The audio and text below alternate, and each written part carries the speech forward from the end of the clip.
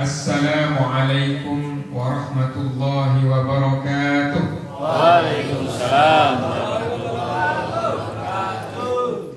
Bismillah walhamdulillah wassalatu wassalamu ala rasulillah sayyidina wa maulana Muhammadin ibn Abdillah wa ala alihi wa sahbihi wa mawala. Ashhadu an la ilaha illallah wahdahu la syarika lah wa ashhadu anna sayyidana wa nabiyyana Muhammadan abduhu wa rasuluh la nabiyya ba'dah. Allahumma salli wa sallim ala sayyidina Muhammadin miftahi babi rahmatillah adada ma fi ilmillah salatan wa salaman daimain bidawami mulkillah wa ala alihi wa sahbihi adada kulli dharratin al-famarrah amma ba'du. Yang kami ta'zimi, yang kami muliakan Romo Kiai Haji Zulfa Mustafa beserta ibu ini, mudah-mudahan beliau berdua senantiasa dipanjangkan umurnya oleh Allah. Mudah-mudahan digampangkan segala urusannya, diberkahkan segala kegiatannya. Yang kami muliakan Ibu Nyai Gugum Fauziah. Beliau ini adalah adik dari Ibu Nyai Margaret, Ketua Fatayat NU Indonesia. Ingatnya lebih pantas Fatayat Pusat. Kita doakan juga mudah-mudahan beliau senantiasa disehatkan oleh Allah. Amin. Yang dilancarkan. Yang kami ta'zimi Mustasyar PCM di Jepang yang hadir pada malam hari ini, Ahmi Kiai Haji Ahmad Datang Jailani. Yang kami ta'zimi pula Kiai Haji Ahmad Munir selaku Khatib Syuriah PCM di Jepang. Yang kami muliakan, kami ta'zimi para sesepuh, ada Pak Dani di sini, sesepuh PCM di Jepang, sesepuh masjid, sesepuh pesantren. Ada Pak Rohibun selaku sesepuh masjid, sesepuh pesantren, juga ketua lembaga takmir masjid. Yang kami muliakan Rois Syuriah MWCI NU Ibaraki merangkap ketua DKM Mas Eko di sini, walaupun Rois tapi mas-mas pakai. Kang Dayat selaku ketua Tanfidiyah MWCI NU Ibaraki. Mas Alnos Mainata, ini salah satu andalan kami juga Pak Kiai. Beliau ini lembaga ketua Lakesdam merangkap ketua bidang pendidikan pesantren. Beliau ini juga langka karena beliau ini dosen UGM, mahasiswa S3. Alhamdulillah kantornya bareng sama saya satu gedung, sehingga bisa kami tarik-tarik untuk bisa berkhidmat dan ternyata terpanggil sendiri. Yang kami muliakan Ketua Lembaga Perekonomian PCM di Jepang, Bapak Sesepuh Pak Suryanto, yang panggilannya Pak Sulis, tidak tahu S-nya dapat dari mana. Wakil Ketua Lembaga Perekonomian Cak Iwanas, Kang Andi.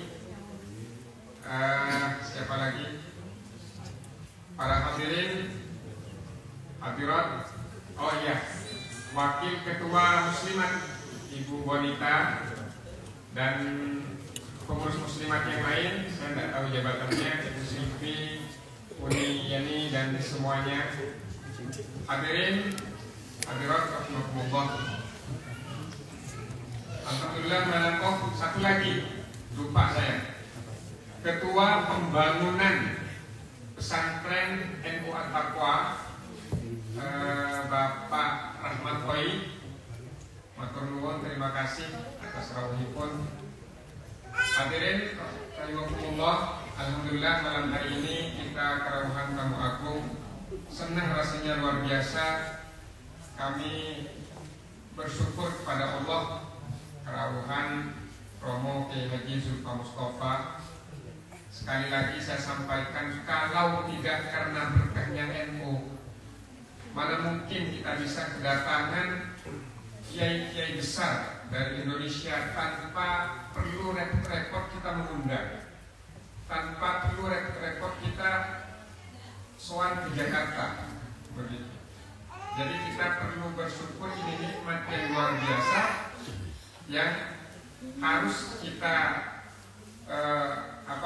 kita syukuri dan kita manfaatkan sebaik-baiknya. Pak Kiai, mohon izin saya santri NU yang ada di Jepang diamanai sebagai ketua PJNU melaporkan perkembangan Pak Kiai bahwa saat ini di Jepang itu sekitar 180.000 masyarakat Indonesia di Jepang dan sekitar 7.000-nya itu mahasiswa.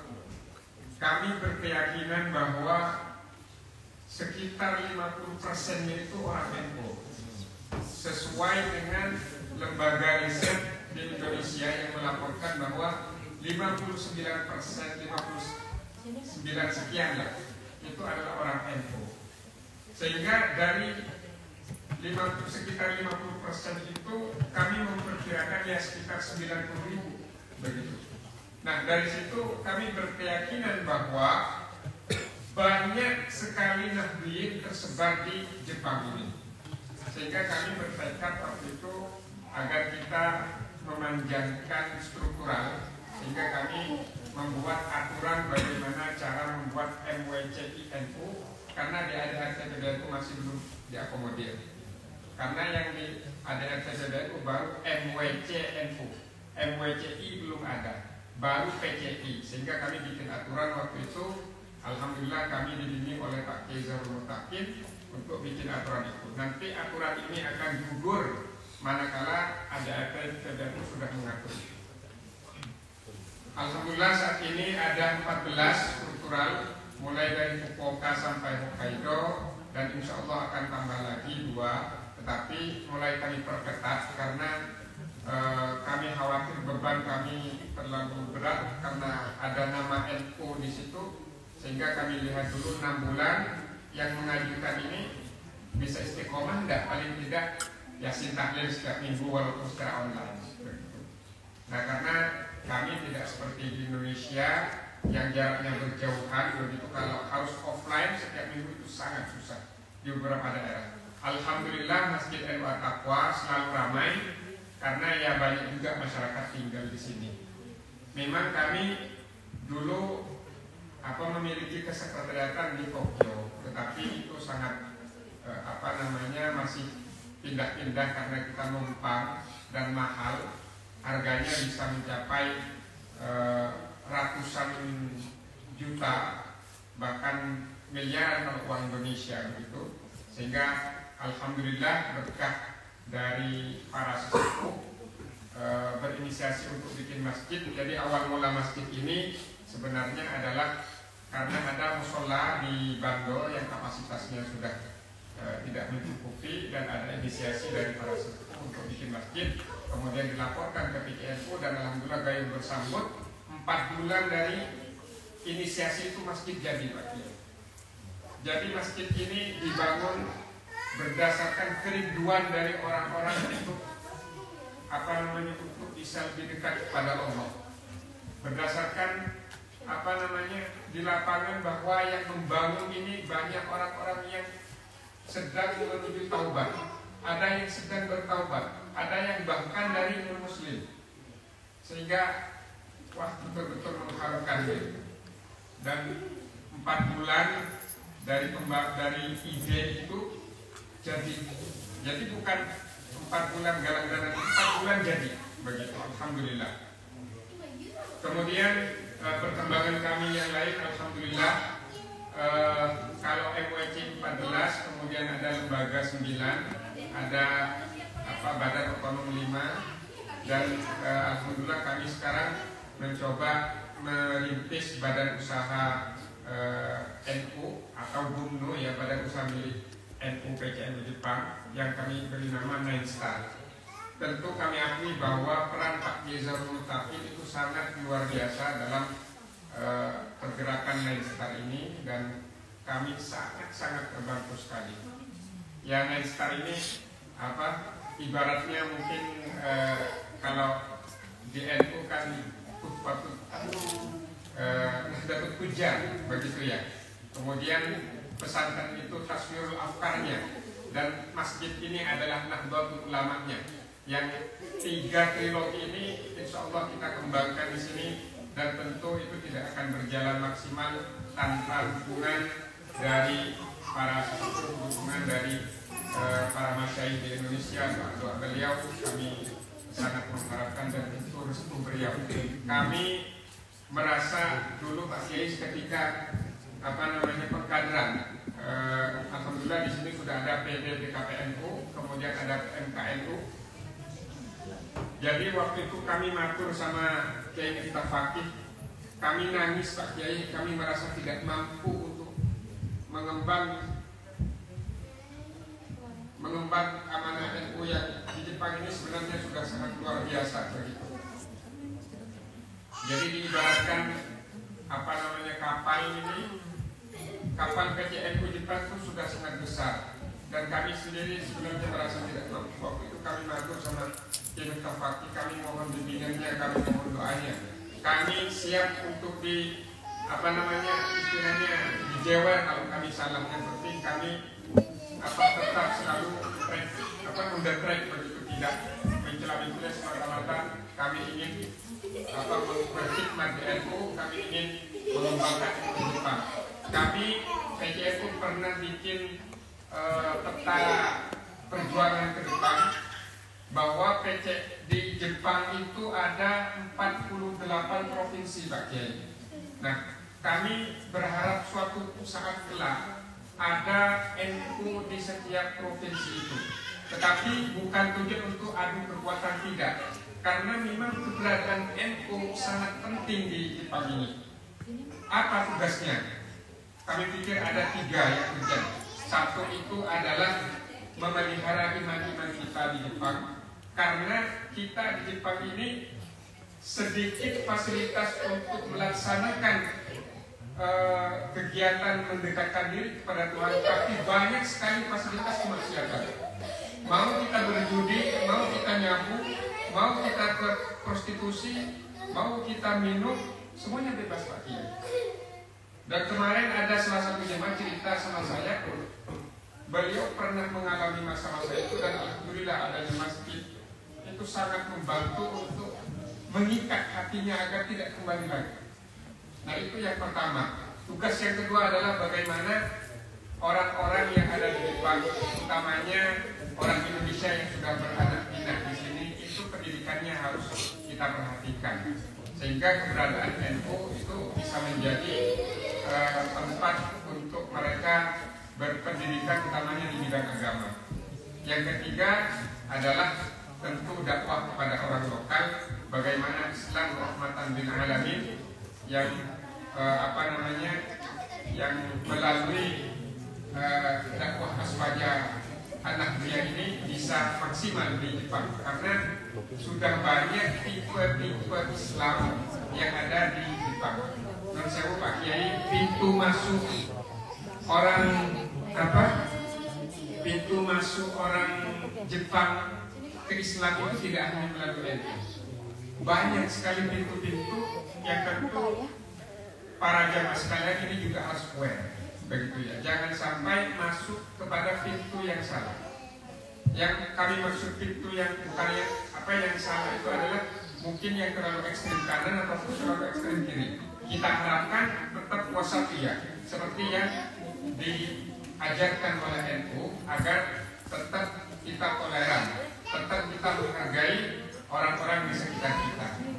Nah, jadi itu sedikit cerita Pak Kiai, mohon maaf agak sedikit emosional mungkin ya, karena saking senangnya kami matur ke Pak Kiai selaku ya masyayikh kami, sekaligus juga pimpinan kami dari Jakarta datang ke Jepang, alhamdulillah. Dan kami juga ada KNNU Pak Kiai. Jadi KNNU sekarang kita bina juga untuk mengembangkan mahasiswa-mahasiswa yang ada di Jepang ini. Terakhir kami mengucapkan terima kasih, alhamdulillah Pak Kiai berkenan membawa oleh-oleh untuk PCI, untuk pembangunan pesantren, ya, 20 juta rupiah untuk pesantren Ikhwan Taqwa. Ya, kita doakan mudah-mudahan Pak Kiai beserta masyayikh di Jakarta senantiasa disehatkan oleh Allah, senantiasa dikuatkan selalu dalam menjalankan tugas, senantiasa diberkahkan seluruh keluarganya, anak-anaknya, dan seluruh santri-santrinya. Dan mohon kami diakui Pak Kiai sebagai santri Pak Kiai, mohon kami nanti kelak di akhirat, mohon kami dicari kalau barangkali kami belum ke surga begitu.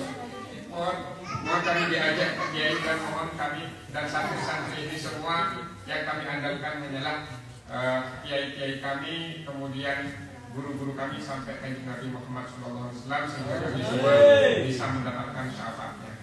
Sekian, hadanallahu iyyakum wal 'afwa minkum wallahu muwaffiq ila aqwamit thoriq. Wassalamualaikum warahmatullahi wabarakatuh. Waalaikumsalam warahmatullahi wabarakatuh. Katanya ada. Beneran.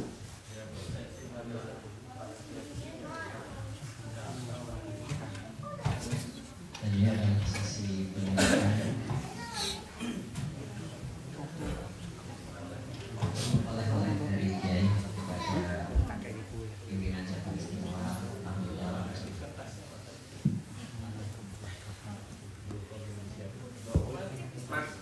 Mas Robi tadi.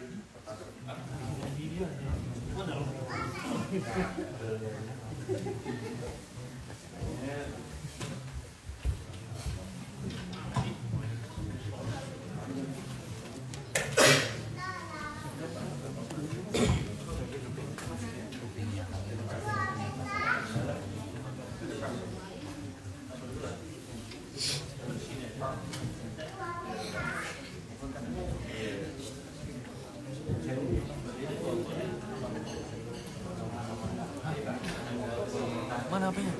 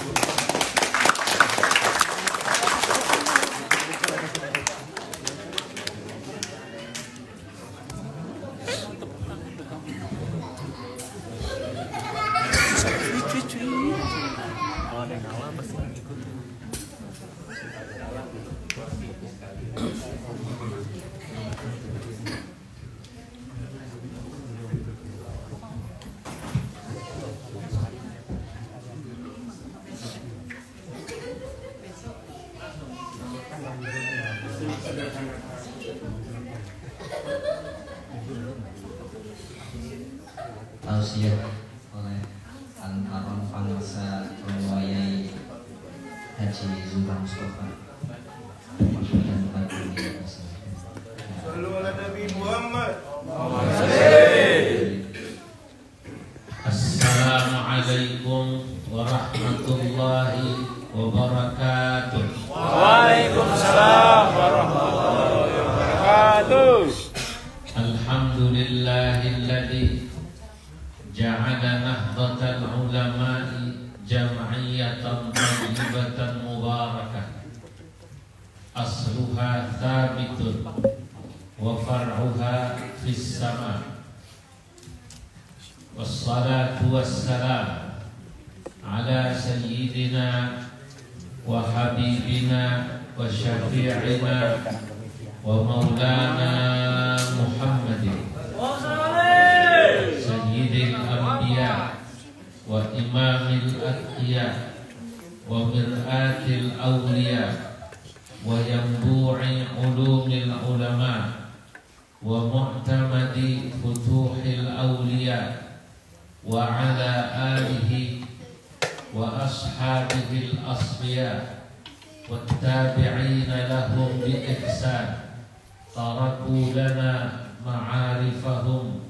wa turwathahum al-gharra wa-tharra, amma ba'du. Hadratal muhtaramin, para alim ulama, para sesepuh dan pengurus NU yang saya pengurus PCI NU Jepang yang saya muliakan, mobil khusus para mustasyar Kiai Haji Dadang, Kiai Haji Ahmad Munir, serta seluruh pengurus NU dan Banok dan lembaga, baik syuriatan dari unsur syuriah, tanfidiyatan unsur tanfidiyah, dan unsur lembaga dan Banok. Tentu yang saya cintai, yang mendampingi saya ini istri saya, alhamdulillah bersama saya, juga didampingi oleh Ibu Dr. Dr. Fauzia. Beliau juga aktif di NU, kalau saya di Pataya NU di Jawa Timur.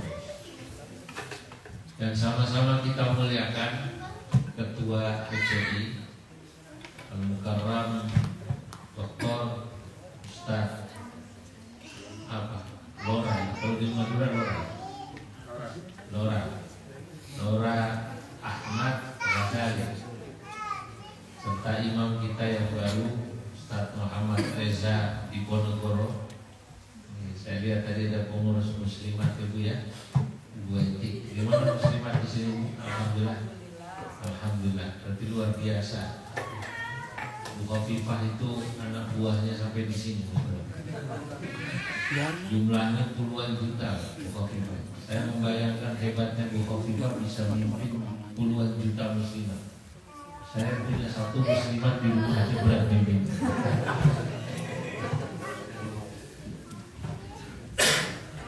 Saudara-saudara seluruh warga NU insyaallah yang saya hormati, saya lupa menyebut tadi, bil khusus Menteri Perhubungan, kalau di Malaysia namanya Menteri Pengangkutan, Cak Yohanas dan Bapak Sulis ya, beberapa hari ini dari semalam persisnya menemani saya. Malam hari ini alhamdulillah saya berbahagia bisa hadir di Masjid NU At-Taqwa di Koga. Yang ini kali kedua saya datang ke Jepang. Saya kemarin tahun 2017. Waktu itu juga meresmikan Masjid Nusantara bersama Pak Anwar, ya, Akihabara. Saya juga sempat khutbah di Masjid Kabukicho, Masya Allah, khutbah Jumat. Baru itu saya khutbah di masjid ukurannya 3x3. Jumatan ukuran masjidnya 3x3, Masya Allah, dan hanya cuma 30-an. Maka saya hari ini melihat ada Masjid NU At-Taqwa sebesar ini. Ini menampung berapa orang? 400. Masya Allah, bisa menampung 400, ini luar biasa. Banyak tempat yang saya sudah datangi untuk bertemu PCI NU di seluruh dunia. Di Korsel saya datangi beberapa masjid NU yang ada di bawah PCI, tapi tidak sebesar ini. Termasuk kantor PCI NU Mesir, itu ada 2 lantai, 2 atau 3 lantai, tapi memang tidak seluas itu. Ini alhamdulillah Jepang. Tadi saya dengar cerita dari Ketua PCI hanya 4 bulan bisa mendirikan masjid semegah ini, bisa memiliki pesantren. Alhamdulillah, tanahnya kurang lebih berapa ratus meter? 1000 meter tambah masjid ini luar biasa. Boleh disebutkan.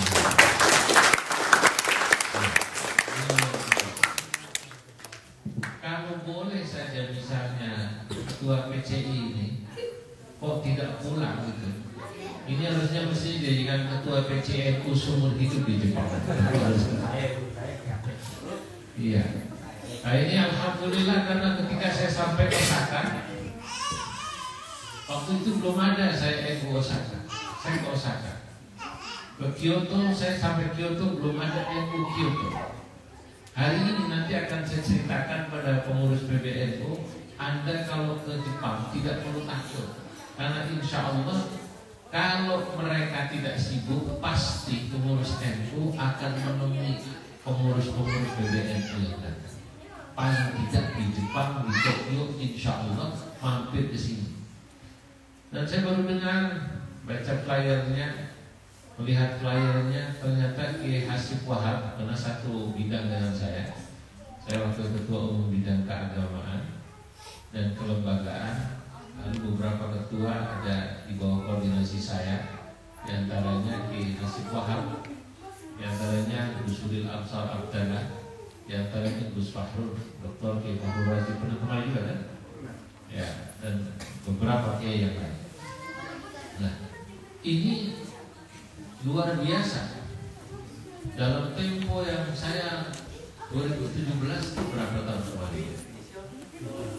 7 tahun itu NU Jepang cepat sekali Bang. Bahkan tadi saya dengar sudah 14 NWC. Betul. Nah ini kalau tadi dikatakan itu punya katakanlah ya perkiraan angka optimis bahwa 50% dari warga Indonesia yang ada di Jepang itu insya Allah adalah warga NU, karena mengikuti survei yang pernah dilakukan oleh Kompas. Kompas pernah melakukan survei di Indonesia itu, Muslim Indonesia 53%-nya mereka mengaku NU. Kalau surveinya Alfara itu ngakunya 59%. Itu se-Indonesia. Jangan tanya Madura. Kalau Madura insya Allah 90%. Wong dulu orang Madura ditanya sama Kiai, bagaimana perkembangan Islam di Madura? Alhamdulillah, Islam di Madura mayoritas saya. Mayoritas itu berapa persen? 90%. Islam di Madura berapa? 90%. Tapi Kiai yang nanya, ini cerita Kiai Ma'ruf Amin pada saya. Dipikir yang 10% itu Kristen, Katolik, Hindu, Buddha, Konghucu. Itu 10% bagaimana perinciannya? Yang 10% Muhammadiyah. Jadi Muhammadiyah itu di Madura dianggapnya non-Muslim. Itu saking kuatnya NU itu. Kalau mereka menganggap itu NU itu ya agama. Di Madura itu NU itu apa namanya? Agama. Bukan berarti menganggap Muhammadiyah bukan Islam, bukan ya. Saking kuatnya NU itu di Madura, bagi orang Madura NU itu agama.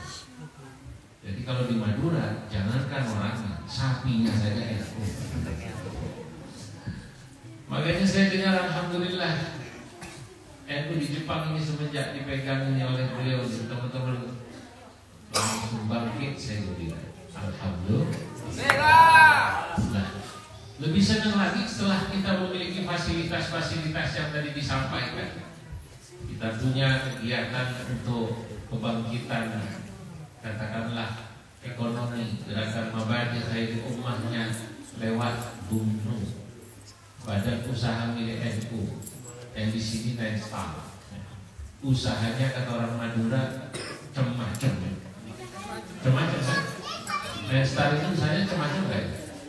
Macam-macam. Ada travel, ada apa namanya?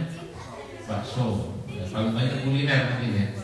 Nah, ya ini harus dimanfaatkan karena potensi umat Islam khususnya warga NU besar. Yang ingin saya sampaikan pada malam hari ini, kalau tadi saya katakan dalam muqaddimah, alhamdulillahilladzi ja'ala nahdlatal ulama'i jam'iyatan thayyibatan mubarakah. Segala puji bagi Allah yang telah menjadikan NU ini sebagai organisasi jam'iyatan thayyibah yang baik, mubarakah, diberkahi Allah. Saya percaya betul bahwa NU ini organisasi yang memberkahi. Kalau kata orang Jawa, berkahi. Apa namanya?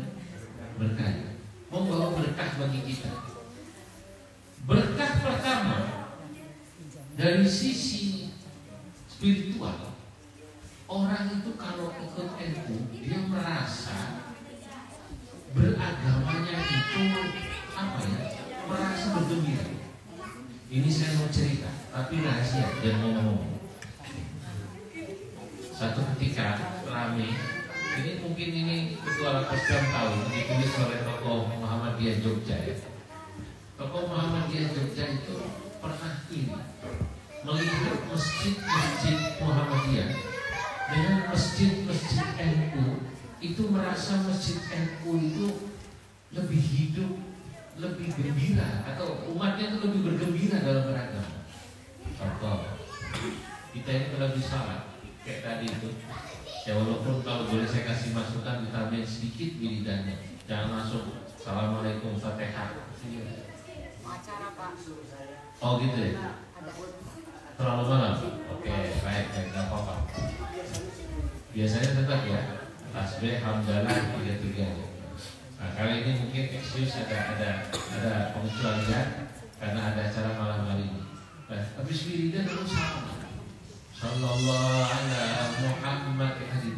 Ini suasana yang membuat apa ya? Beragama itu menjadi beda.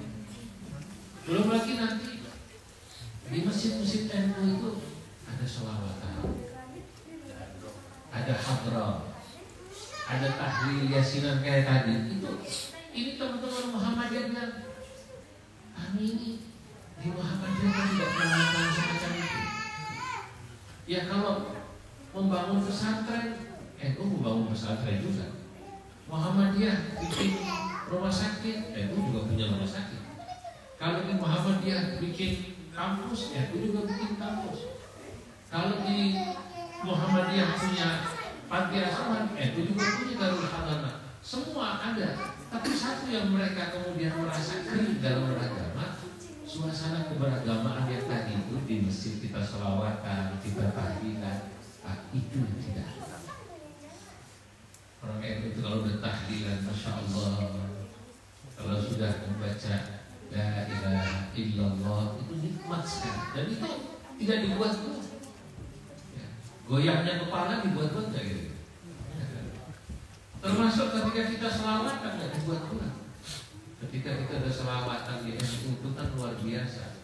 Saya tidak tahu apakah di sini masih baca Barzanji, masih baca mungkin yang lain.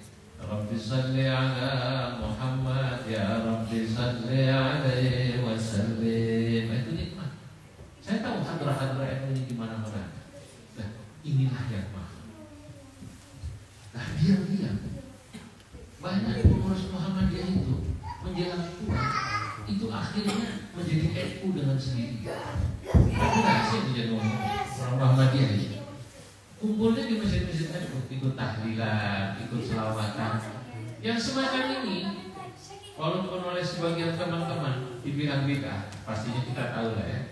Dan kita juga sudah tahu bagaimana cara menjawabnya. Insya Allah ini saya lihat, walaupun sebagian tadi saya tanya Ustaz Ghazali dari seluruh jamaah warga NU di sini, ada mahasiswa, ada pekerja. Tapi tadi saya lihat waktu yasinan itu nggak pegang buku yasin.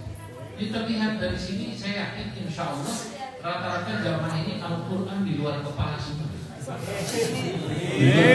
Artinya kepala di mana, Quran di mana?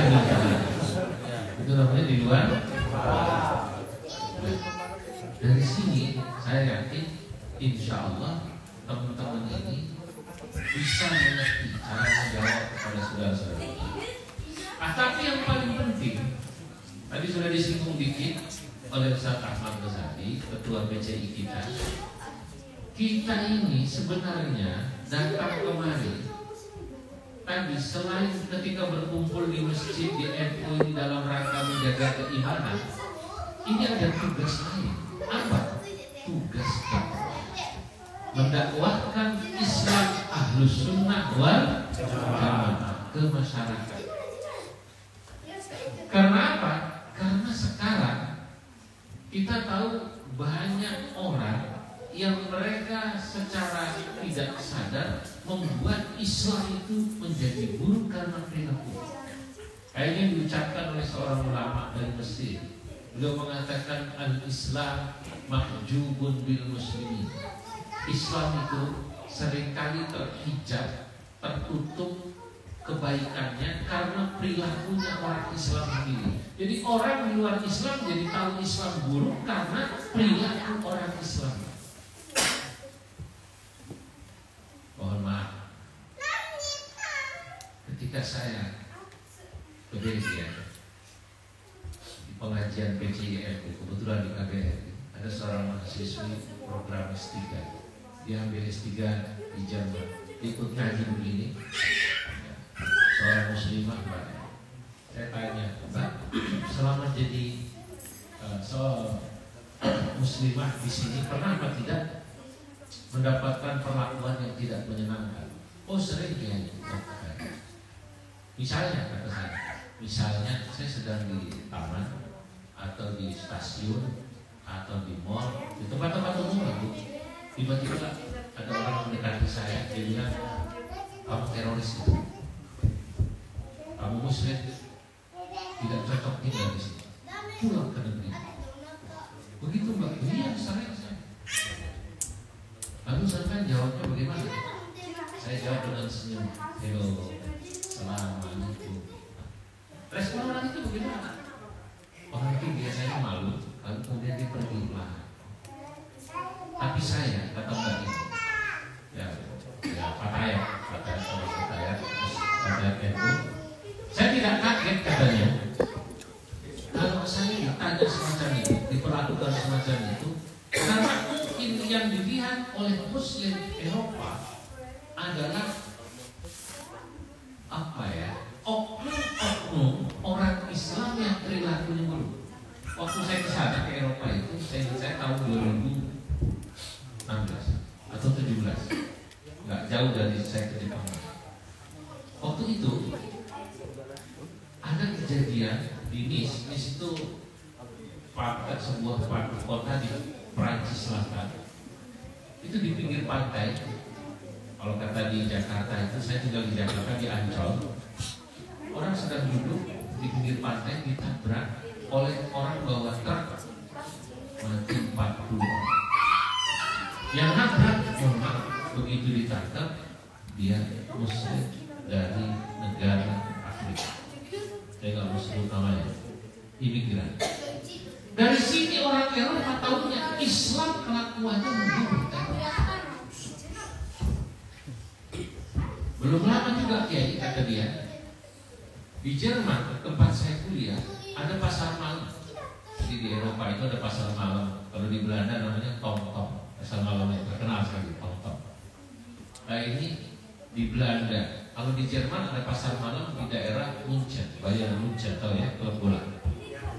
Ada pelaku bom bunuh diri, matilah beberapa puluh orang. Siapa pelakunya? Ternyata Muslim dari Asia. Saya nggak mau sebut namanya. Nah, dari sini orang tahunya Islam dulu, karena yang dia tahu membunuh orang. Mereka tidak mau tahu alasannya. Mungkin yang melakukan ini karena dia kesel melihat apa yang terjadi saat ini di mana? Palestina. Apa yang terjadi di negerinya diacak-acak. Syria. Akhirnya saya sebut pelakunya dari Syria. Negerinya diacak-acak, dia kesal, gak bisa balas, dia tahunya membunuh. Yang mengacak-acak negerinya adalah orang Eropa, orang Amerika.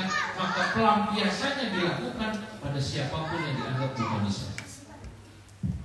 Bagaimana dia melakukan ini? Mereka melakukan ini karena doktrin dari guru-gurunya. Guru-gurunya saya yakin bukan ini. Saya belum pernah dengar ada orang Madura melakukan bom bunuh diri. Yang ada saya kemana-mana Pak, termasuk di Jepang, termasuk saya ke Amerika, saya ke Kanada, saya ke Australia, saya pernah ceritakan bilang itu. Ketemu orang Madura, pasti mereka menghidupi masjid dan pasti aktif di Nahdlatul Ulama. Beri tepuk tangan buat orang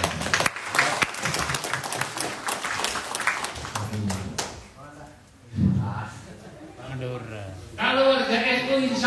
tidak ada semacam ini. Tidak hanya Madura maksud saya kan. Kenapa? Karena kiai-kiai NU tidak pernah mengajarkan semacam. Jihad kita bukan jihad semacam ini. Jihad kita adalah dakwah dengan baik. Ada hadis terkenal, saudara-saudara. Hadis ini berbunyi la hijrata ba'dal fath walakin jihadun wa niyatun. Tidak ada kewajiban hijrah sesudah Mekah dikuasai. Yang ada adalah jihad dan niat melakukan kebaikan. Apa yang panjenengan semua sekarang lakukan di sini? Ini adalah bagian daripada pengamalan hadis Nabi tadi, walakin jihadun wa niyatun. Akan tetapi yang sekarang masih wajib adalah kita melakukan jihad. Jihad itu iqamatu dinillah, menegakkan agama Allah dimanapun, termasuk di daerah minoritas. Itu kenapa Nabi mengatakan la hijrah ba'dal fath. Tidak wajib hijrah sesudah Mekah dikuasai. Dulu Nabi hijrah 2 kali bersama sahabatnya. Pertama ke Habasyah, sekarang Ethiopia. Kedua ke Madinah. Hadis ini diucapkan oleh Nabi sesudah beliau kembali menguasai Mekah. Ini menunjukkan bahwa kata para ulama, umat Islam dimanapun dia tinggal, termasuk di daerah minoritas, dia tidak perlu hijrah mencari daerah yang mayoritas orang Islam ibadah dengan benar. Tidak. Justru orang ketika dia menyebarkan Islam di daerah minoritas, di daerah di mana tantangannya berat, itu kata Nabi pahalanya dilipat gandakan 50 kali lipat. Saya ingin sampaikan, ini ada dalam kitabnya Syekh Muhammad bin Alawi bin Abbas Al-Maliki, nama kitabnya Syaraful Ummatil Muhammadiyah. Ya, kalau panjenengan, kalau saudara-saudara malam Jumatan bikin acara semacam ini, kalau di Jawa, di Indonesia, yasinan, tahlilan, selawatan, jamaahnya gampang lagi. Gampang. Apalagi di Jawa Tengah, Jawa Timur, di Jawa Barat, itu kalau sudah selawatan, kalau sudah yasinan, kalau sudah ngaji rutin, gampang. Di sini butuh perjuangan berat. Ketua PCI tadi saya tanya dari rumahnya kemari 1 jam. Masya Allah. Tapi insya Allah kan sampai kesini Cak Ghazali ini pahalanya 50 kali lipat. Panjenengan semua ini kan baru pulang kerja tadi. Masya Allah, pulang kerja saya tahu. Kalau saya tadi bukan pulang kerja, pulang pergi jauh, capek karena tadi malam datang jam 12. Ya, masuk pergi pagi-pagi. Tapi dibanding dengan panjenengan, saya tahu capek pulang kerja, masih tadi yasinan, tahlilan, lalu mau ngaji di sini. Ini pahalanya 50 kali. Kalau orang sholat berjamaah di Masjidil Haram, rajin, saya nggak heran. Orang kemudian mau ngaji sergap, rajin di daerah Jawa Tengah, Jawa Timur, basis pesantren, terdengar suara abanan, yasinan, saya nggak heran. Itu kampung yang memang sudah jadi. Tapi yang belum jadi semacam ini terus mau menyebarkan dakwah Islamnya, dakwah wasatiyah, amaliyah Nahdlatul Ulama, ini pahalanya 50 kali. Kalau di Mekah orang rajin, pertama di sana ada pahala yang kelihatan jelas. Orang bilang katanya, sholat di Masjidil Haram 1 rakaat bagiannya berapa? Masjidil Haram 100.000. Berapa? 100.000. Ya. Sholat di Masjidil Haram berapa? 100.000. Di Masjid Nabawi berapa 1 rakaat? Berbanding 1.000. Di Koga ini berbanding 50 kali. Masya Allah. Amin. Kalau dia betul-betul sabar, jihadun wa niyah. Di sini ada apa ya? Buat anak-anak kita kalau pagi, kalau hari libur 1 minggu ada madrasahnya ada. Efektif menanamkan agama pada anak-anak kita yang perjalanannya 1 agar mereka tetap tahu ajaran Islam ahli sunnah wal jamaah seperti bapak ibunya, itu tadi pahalanya luar biasa. Saya menemukan semacam ini. Di Belanda itu punya masjid, dipegang PCI Belanda. Dengar ya? Al-Hikmah PS nama masjidnya. Saya sudah sampai sana 3 kali. Itu masjid kebetulan dulu diwakafkan oleh Pak Prabowo Subianto. Makanya namanya Masjid Al-Hikmah PS, bukan Prabowo Subianto. PS-nya Prabowo Subianto. Panjenengan mau tahu bagaimana asbabun nuzul, asbabun nurutnya masjid ini diwakafkan lalu kemudian dipegang teman-teman karena ternyata hikmah atau pelayanan, hikmah itu pelayanan, makanya NU masa hikmah, masa pelayanan. Hikmah NU di Belanda dirasakan waktu itu apa? Hikmahnya dirasakan oleh urusan rukun saja. Adiknya Pak Prabowo sakit, lalu meninggal di Belanda. Lalu yang mandiin, yang nahriin adalah jamaahnya. Begitu diberitahu ada masjid, itu semula bukan masjid, maaf, gereja. Gereja termasuk rumah pastornya dijual. Yang ngurus. Jadi orang akan senang pada NU itu biasanya satu, karena amalnya. Maka orang kita hanya ada itu Islam, NU apa Muhammadiyah, apa Persis, apa Salafi, saya kayaknya NU. Tahunya NU, bapak saya soalnya NU Pak. Ibu saya juga pakai bajunya hijau-hijau, muslimah. Lalu di kampung saya dari kecil saya tahunya ya di masjid sholawatan, ya, tahlilan. Nah, itu namanya dia tahu tentang NU melihat dari amaliyah yang dilakukan. Saya kalau udah sholawatan senang. Ada orang ditanya Anda NU atau bukan? Dia bilang saya NU karena dia merasakan hikmah pelayanan NU dari pengurusnya. Contohnya tadi Pak Prabowo, adiknya sakit wafat, yang ngurusin, yang ngadirin, yang mandiin sampai ke penguburan jenazah. Ini saya senang nih dengar Cak Iwana tadi cerita rusuh. Ya, walaupun belum keturutan punya apa namanya ambulan belum. Ya betul. Insya Allah nanti wayahnya. Ya, karena ceritanya pada saya bukan ambulan, ceritanya dapur. Ya, makanya dibawakan untuk nambahin dapur, hanya begitu.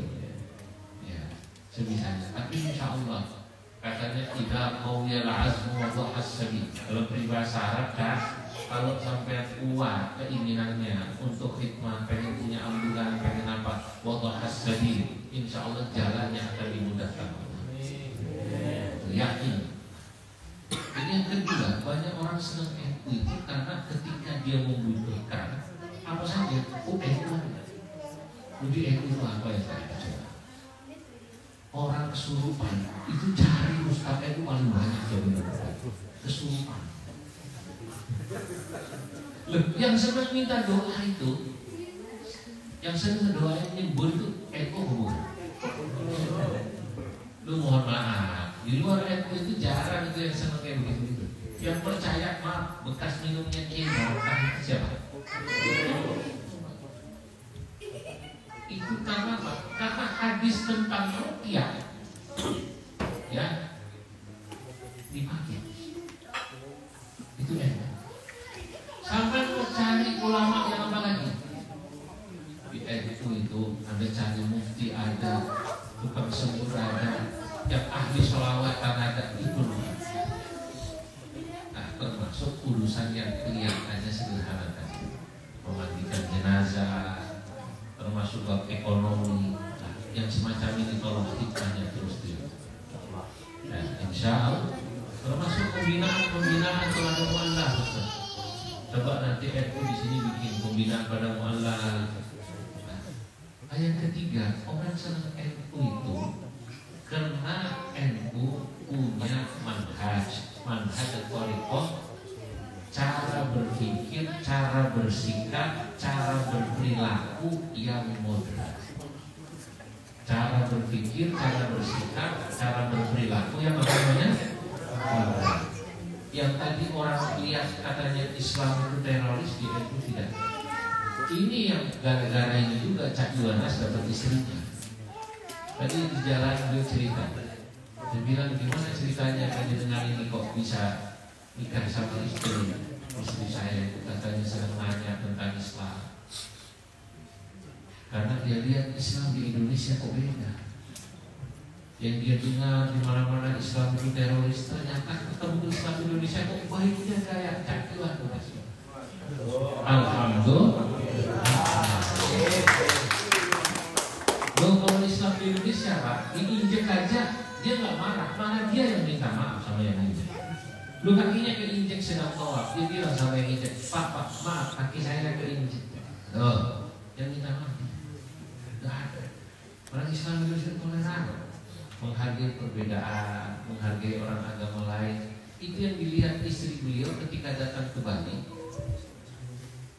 Di Bali yang mayoritas Hindu kok ada orang Islam. Di Jawa yang mayoritas Islam, ternyata orang Hindu, orang Kristen bisa hidup damai. Nah inilah yang membuat sebenarnya kredit poin buat kita. Nah, Anda semua warga-warga NU, Masya Allah, marilah kita sebarkan Islam yang semacamnya. Sambil di kantor, sambil di pabrik, sambil dakwah. Saya tahu, mungkin orang Jepang melihat orang Islam puasa itu aneh, betul nggak? Karena waktu saya kesini dulu, pas saya tanya teman-teman yang bekerja, bagaimana respon orang Islam di sini, respon orang Jepang pada orang Islam di sini. Mereka biasanya kaget, terutama satu bab sholat. Agamamu kok kayaknya ribet sekali ya, sehari harus lapor Tuhan 5 kali. Lalu gitu kan? Yang kedua, pas bulan puasa, apalagi kalau musim panas bulan puasanya. Tidak makan dari jam berapa kamu? Dari jam 3 pagi subuh sampai jam berapa? Jam 8 malam. Kamu gila ya? Kamu kok gak mati? Agama menyulitkan. Mungkin mereka menganggap Islam itu agama yang menyulitkan. Anda bisa tunjukkan justru Islam itu agama yang memudahkan. Yuridullahu bikumul yusra wala yuridu bikumul usra. Allah menghendaki kemudahan, bukan menghendaki tunjukkan akhlak yang baik. Kalau ketemu senyum, ya. Karena ini juga yang membuat orang-orang banyak masuk Islam. Saya ke Hong Kong, laporan pengurus NU Hong Kong, termasuk konjen RI di Hong Kong.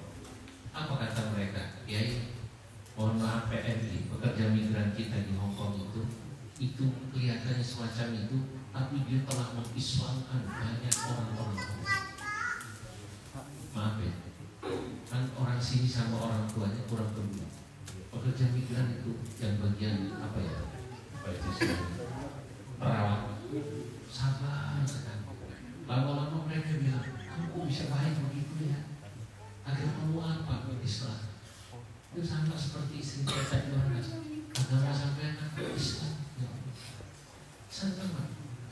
Kata Cak Yuanas, padahal aku yang kayak begini, ikutin enggak? Dan gitu ya. Itu kan bahasa halus dari kita sebenarnya. Kok istri saya mau? Lalu ternyata istrinya mau itu karena apa? Di Hong Kong, dakwah PMI kita telah mengislamkan mungkin jumlahnya ribuan orang Hong Kong. Di Makau dan ini luar biasa. Saya berharap dengan ini semua yang di sini menjadi tadi dai. Karena dai itu tidak harus kiai, ustaz, kalau di pesantren. Oke, pada dasarnya kita semua adalah dai yang punya tugas untuk berdakwah, mengajak kepada kebaikan. Semua orang tahu keindahan Islam. Saat saya di Belanda ini terakhir sebagai penutup, karena sudah semakin beradaptasi orang di samping saya. Saya hari Jumat khutbah di masjid itu Al-Hikmah PS. Selesai khutbah, sesepuh NU di sana namanya Kiai Hambali. Kiai Hambali ini teman Gus Dur, almarhum Gus Dur saat kuliah di Irak. Kata Kiai Hambali pada saya, Kiai, tolong nanti selepas Jumat ada orang Belanda keturunan Suriname masuk Islam. Nanti tolong panjenengan baca doa. Baik. Lalu selesai sholat Jumat itu ditanya orang Suriname-nya atau orang Belanda kurang Suriname kayak urut kulit rambutnya sama Kiai Hambali pakai bahasa Belanda, Mister wes dijawab wes ditanya lagi wes terus setiap ditanya wes jawabnya wes terakhir 14 terakhir. Selesai pulang saya tanya Kiai Hambali, itu tadi waktu nanya wes dijawab wes itu apa? Begini, saya tanya dia, kenapa Anda masuk Islam? Apa motivasi Anda masuk Islam?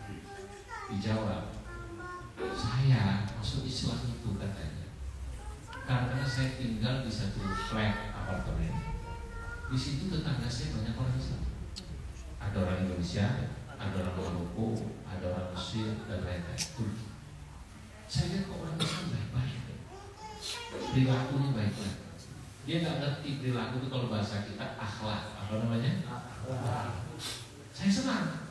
Dia suka nolong, suka membantu, tak pernah menyakiti orang. Akhirnya saya tanya, saya ingin seperti Anda. Bagaimana supaya saya bisa seperti Anda? Di sini sampai begitu tadi kan?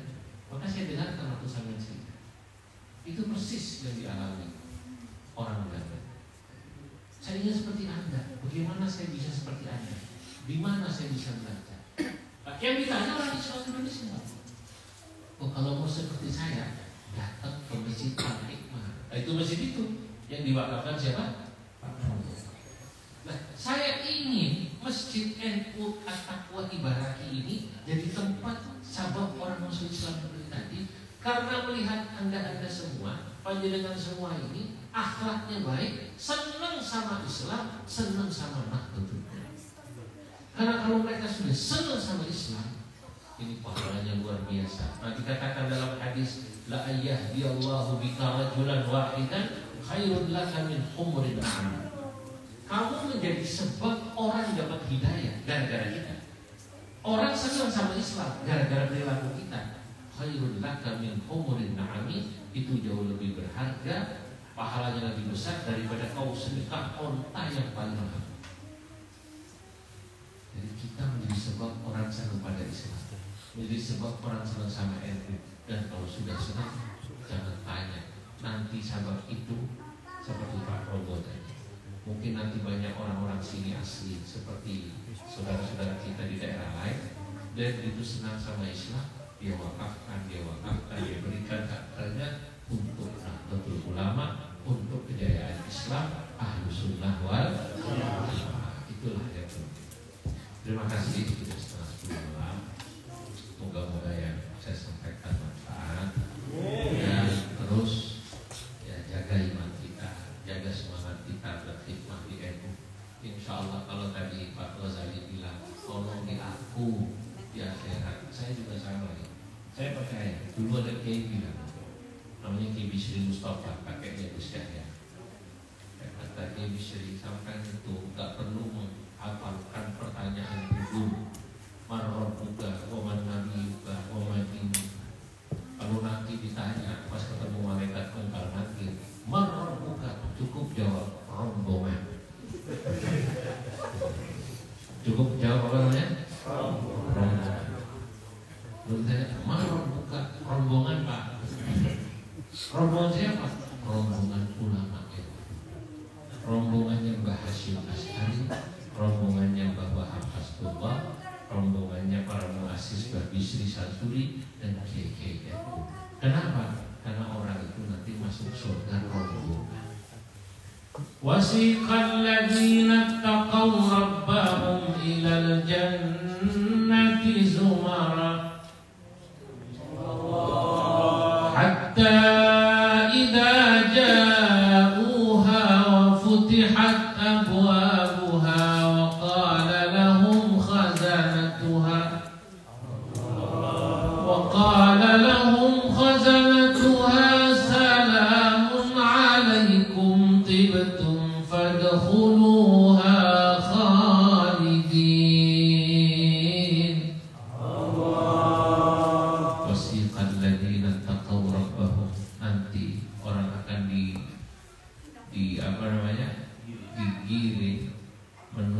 surganya Allah.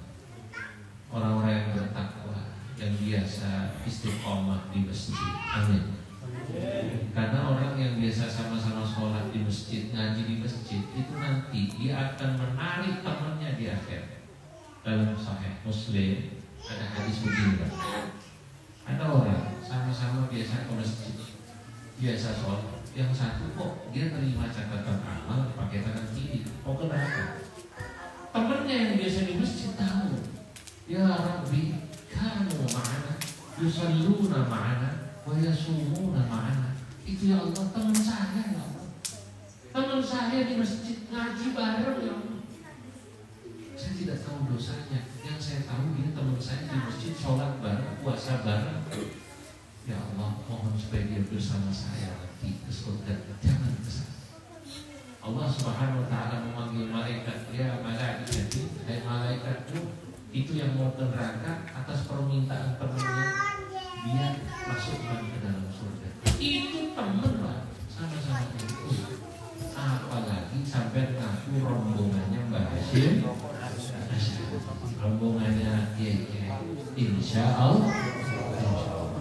Itu yang paling mahal. Kita di sini kata Cak Iwanas cari sahabat.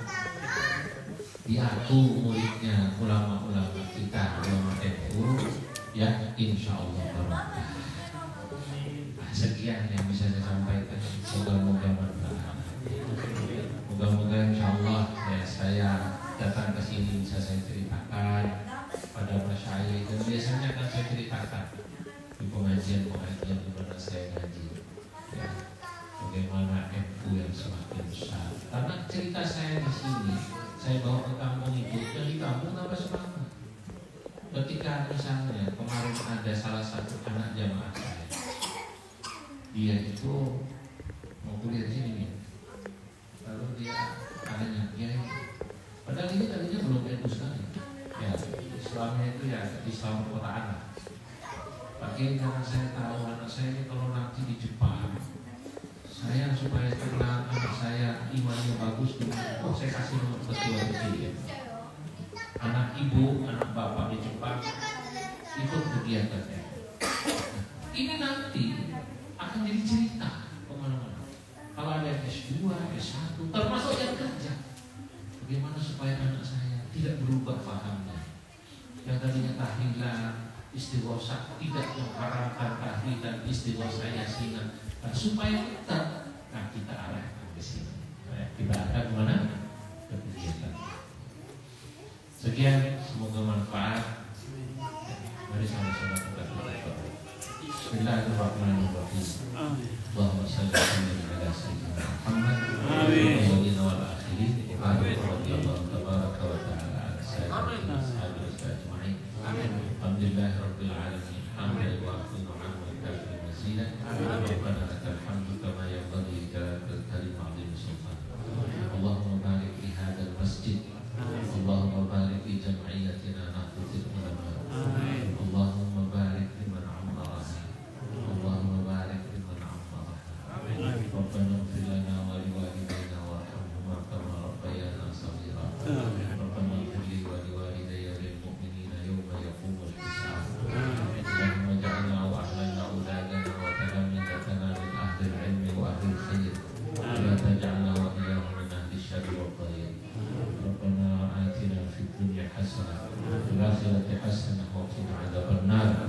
Walhamdulillahi rabbil alamin. Assalamualaikum warahmatullahi wabarakatuh. Waalaikumsalam warahmatullahi wabarakatuh.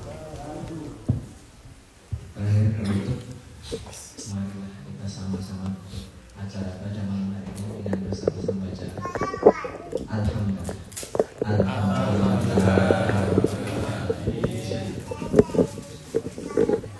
Pegang. Terakhir dari saya, jalan-jalan tapi tidak lupa berzikir. Cakep. Semoga muwafiq. Assalamualaikum warahmatullahi wabarakatuh.